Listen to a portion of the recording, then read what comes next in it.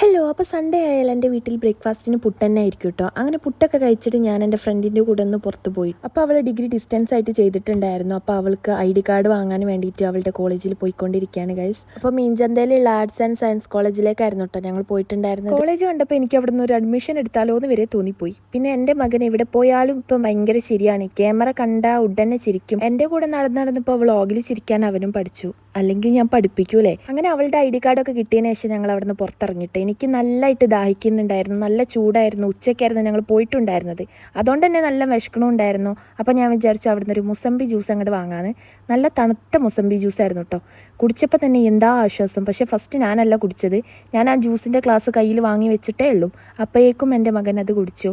അവൻ അത്രക്കും ദാഹിക്കുന്നുണ്ടായിരുന്നു കേട്ടോ. അങ്ങനെ അവൻ ജ്യൂസൊക്കെ കുടിച്ച് അവൻ്റെ ദാഹം അടക്കിയതിന് ശേഷമാണ് കേട്ടോ പിന്നീട് ഞാൻ ജ്യൂസ് കുടിച്ചത്. അങ്ങനെ ആ തണുത്ത ജ്യൂസ് നട്ടുച്ചയ്ക്ക് കുടിച്ചിട്ട് എനിക്ക് സ്വർഗ്ഗം കിട്ടിയ ഫീലായിരുന്നു കേട്ടോ. അത് കഴിഞ്ഞിട്ട് ഇനി വയറ്റിലേക്ക് വല്ല എത്തിക്കേണ്ടതെന്ന് വിചാരിച്ചിട്ട് ഫുഡ് കഴിക്കാൻ വേണ്ടി പോയിട്ടോ. രണ്ടാളും കൂടി എന്ത് ഫുഡ് ഓർഡർ ചെയ്യുന്ന പ്ലാൻ ചെയ്തുകൊണ്ടിരിക്കുമ്പോഴാണ് കേട്ടോ ബിരിയാണി ആക്കാമെന്ന് വിചാരിച്ച്. പക്ഷേ ബിരിയാണി നമ്മൾ വിചാരിച്ചത്ര ആയില്ല ഗൈസ്. തീരെ ടേസ്റ്റ് ഉണ്ടായിരുന്നില്ല. പിന്നെ അങ്ങനെ അവിടെ നിന്ന് നമ്മൾ നേരെ ലുലുമാളിലേക്ക് വന്നിട്ടോ. ബാക്കി വിശേഷങ്ങൾ ഞാൻ നാളെ പറയാം. അപ്പോൾ ഓക്കെ, ബൈ.